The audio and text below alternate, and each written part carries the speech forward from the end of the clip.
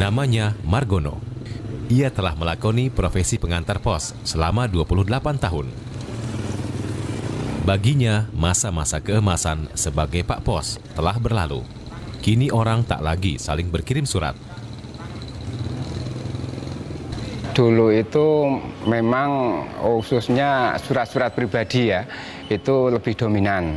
Dan sementara saat ini yang dominan kayaknya dari instansi, misalnya bank atau instansi swasta atau instansi pemerintah ke konsumen.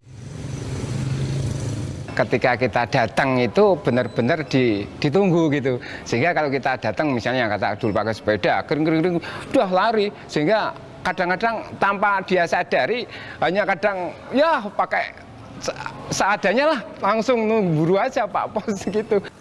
Dan saat ini biasanya sudah nggak nunggu. Kenapa?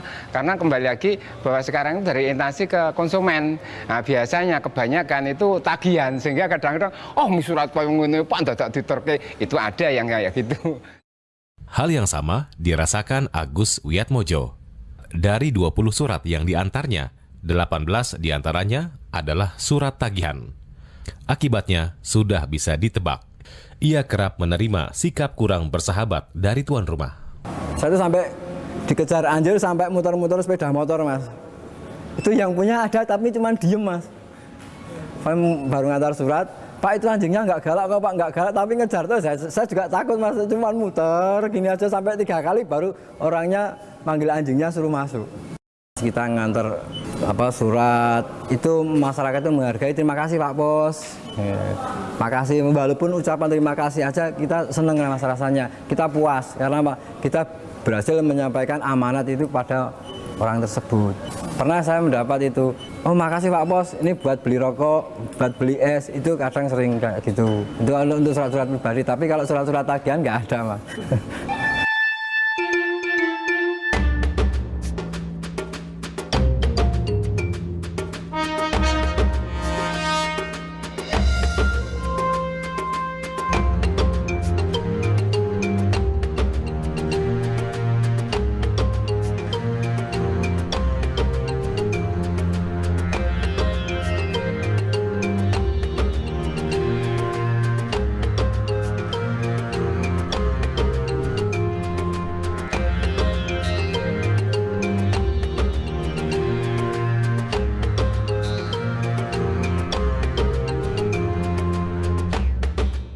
Perkembangan teknologi informasi yang cepat dan murah telah mengubah gaya hidup, termasuk perilaku komunikasi jarak jauh masyarakat.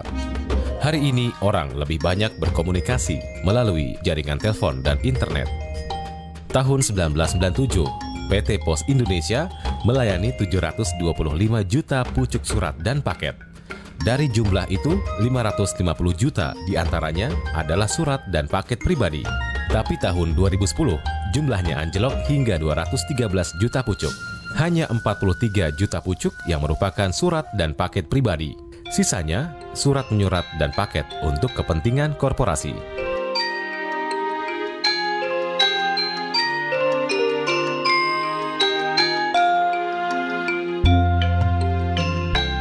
Pukulan lain adalah datangnya pesaing. Bertahun-tahun PT Pos Indonesia memonopoli bisnis pengiriman surat dan paket. Tapi kini ada 900 perusahaan swasta yang mencangkul di lahan yang sama. Tapi perusahaan plat merah berumur 265 tahun ini tetap memiliki pelanggan-pelanggan setia. Ya pakai SMS atau BBM atau email ya. Mungkin lebih cepat, lebih murah juga. Tapi kan untuk yang barang-barang tertentu seperti paket barang atau paket dokumen, saya lebih milih pos karena lebih murah dibandingkan jasa titipan yang lainnya. Kalau langganan udah lama ya saya. Sejak masih kuliah kan sering, karena orang tua saya di Jakarta, saya kuliah di Jogja, jadi sering pakai jasa pos. Untuk kayak telegram atau wesel gitu. Untuk orang tua minta kiriman uang. Pukulan yang dialami pos hari ini sejatinya adalah pukulan kedua dalam sejarah. Pukulan pertama terjadi bahkan sejak masa Hindia Belanda ketika telegraf dan telepon ditemukan.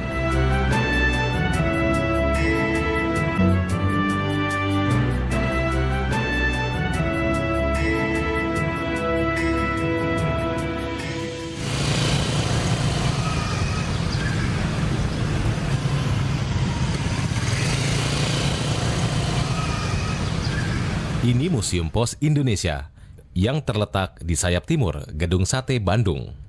Gedung seluas 706 meter persegi ini telah difungsikan sebagai museum sejak 1931 dengan nama Museum Pos, Telegraf, dan Telepon.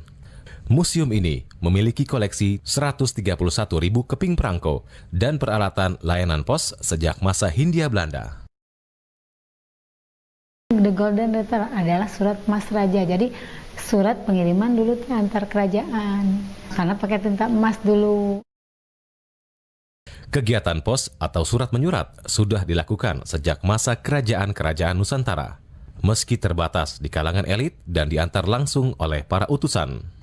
Sistem surat menyurat mulai berubah pada era kekuasaan VOC di Nusantara. Nah, ini adalah seragam pos pada zaman Belanda, yang hijau sama yang coklat. Kalau yang ini seragam pos pada zaman Jepang. Setelah menjadi PT Pos, seragamnya kan beda-beda dari Perum warna biru putih, PT ini drill waktu PN Pos. Untuk kepentingan dagang, VOC menggunakan jasa pos, meski terbatas di kota-kota tertentu. Inilah tonggak hadirnya pos modern di Nusantara. Pengiriman surat dan paket masih dititipkan pada kereta kuda dan kapal laut milik VOC. Jasa pengantaran ke rumah-rumah belum dikenal ketika itu. Surat dan paket pos diletakkan di gedung penginapan kota. Orang yang merasa akan menerima surat atau paket harus rajin mengecek ke gedung tersebut. Pos pada masa Hindia Belanda elitis sifatnya. Surat-surat yang muncul yang kita kenal adalah surat-surat antara Kartini dan Abendanon. Artinya itu di kalangan mereka yang melek huruf saja. Gubernur Jenderal G.W. Baron van Imhoff mendirikan kantor pos pertama di Batavia pada 26 Agustus 1747.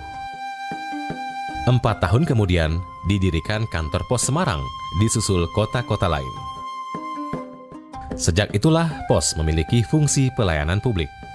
Masyarakat kini tinggal menunggu surat dan paket diantar ke pintu rumah mereka. Udah ada juga pengiriman surat, tapi sistemnya secara kurir kan.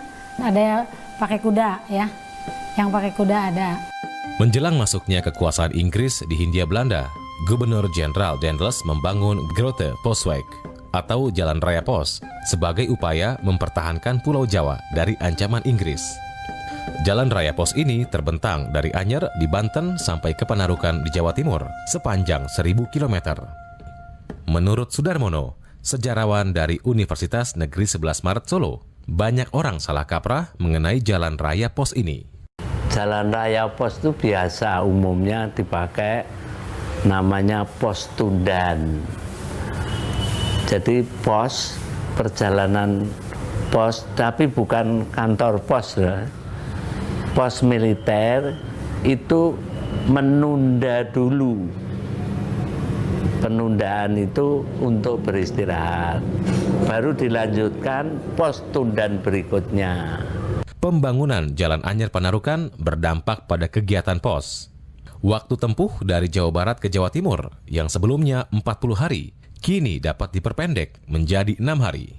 Inherent ya, bahwa keperluan perang dengan keperluan penyebaran berita itu tentu tidak bisa dilepaskan. Karena itu, nah pengertian pos sebenarnya juga bukan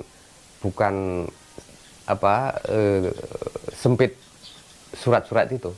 Jadi bahwa di jalan-jalan itu didirikan pos-pos yang memungkinkan kurir atau apapun yang membawa surat, membawa pesan, membawa barang itu melakukan semacam transit. Awal abad ke-20, sistem pelayanan pos mengikuti arus perkembangan teknologi telegraf dan telepon. Namanya pun menjadi Telegraph and Telephone Dienst atau Jawatan Pos, Telegraf dan Telepon di tahun 1906. Abdul Muiz adalah putra seorang kepala kantor pos di masa Hindia Belanda. Ia kerap mengikuti ayahnya bertugas di kota-kota Sumatera dan Jawa. Baginya, telepon dan telegraf berdampak pada perkembangan kegiatan pos di Hindia Belanda. Persis bagaimana pos digerus mesin faksimili dan surat-surat elektronik hari ini. Orang selalu mengirim berita itu melalui telegram. karena sangat cepat daripada mengirim surat. Reklam bisa diterima oleh yang bersangkutan pada hari itu juga. Punya telepon itu lebih banyak orang Belanda, yang lebih banyak memakai telepon di kantor pos, kantor telepon adalah orang-orang Indonesia. Sebabnya jarang bahwa orang Indonesia itu mempunyai telepon di rumah. Di tengah ancaman telepon, kegiatan pos di Hindia Belanda masih dikuasai elit karena sebagian besar rakyat jajahan masih buta huruf.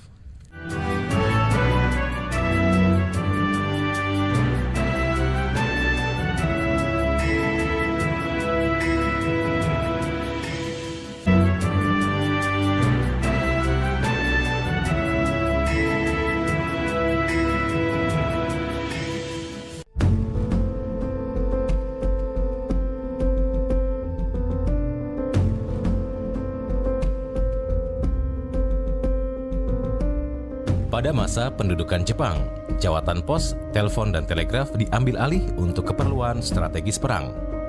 Tak jarang, kantor pos menjadi markas tentara.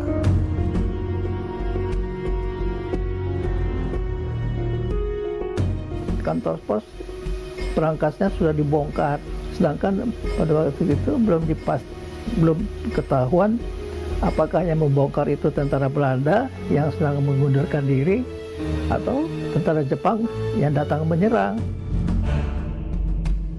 Baru pada 27 September 1945, jawatan pos, telepon, dan telegraf Republik Indonesia yang berpusat di Bandung dapat direbut. Di masa Perang Kemerdekaan antara 1945 hingga 1949, pos memiliki peran yang besar. Dengan jasa pos, beberapa daerah mendapat informasi bahwa telah merdeka suatu negara bernama Indonesia. Pos juga berjasa mengirim ori, mata uang Republik Indonesia, ke daerah-daerah. Pada masa revolusi adalah penyampaian surat perintah. Kita tahu pada masa revolusi atau yang lazim disebut perang kemerdekaan tahun 45 sampai 50 itu kita masih dalam suasana perang, sehingga di situ jasa antaran pos menjadi penting. Misalnya dari segi militer itu penting untuk menyampaikan perintah-perintah, surat-surat kawat dan sebagainya. Saya kira banyak di buku misalnya seperti Jenderal Sudirman banyak menulis surat perintah, itu tentu diantarkan oleh jasa pos semacam itu. Pengiriman uang jelas, pengiriman uang itu jelas, misalnya dari para gerilyawan, bagaimana mereka harus mendapat suplai belanja. Seiring makin banyaknya rakyat yang bisa baca tulis, kegiatan pos pun meningkat pesat.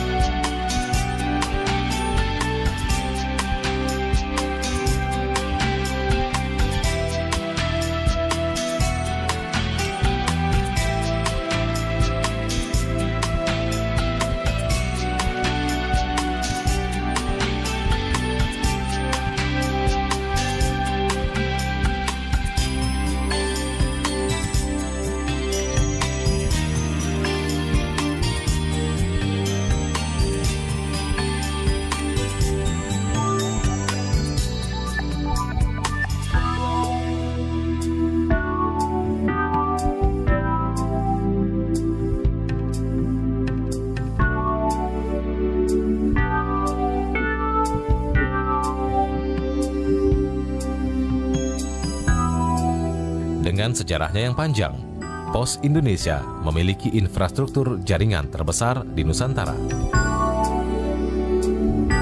Terdapat 24.000 titik layanan yang menjangkau 100% kabupaten dan kecamatan, serta 42% kelurahan, termasuk 940 lokasi transmigrasi terpencil.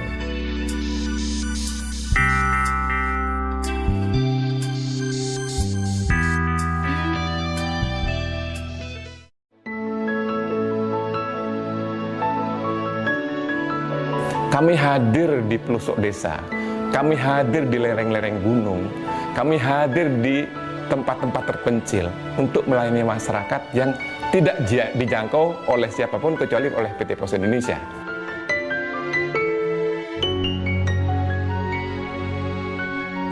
Ada biaya yang memang kita persembahkan untuk masyarakat di pedalaman ya, di pinggiran atau di masyarakat di pelosok.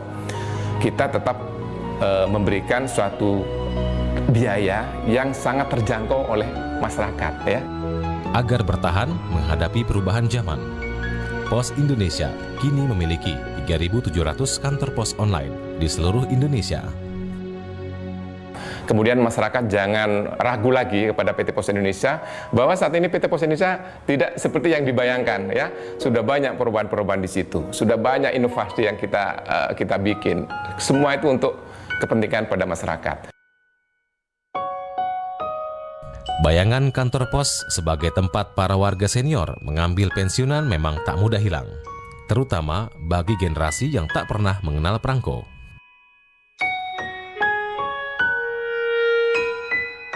Kitalah yang akan menjadi saksi apakah pos bertahan pada pukulan sejarahnya yang kedua.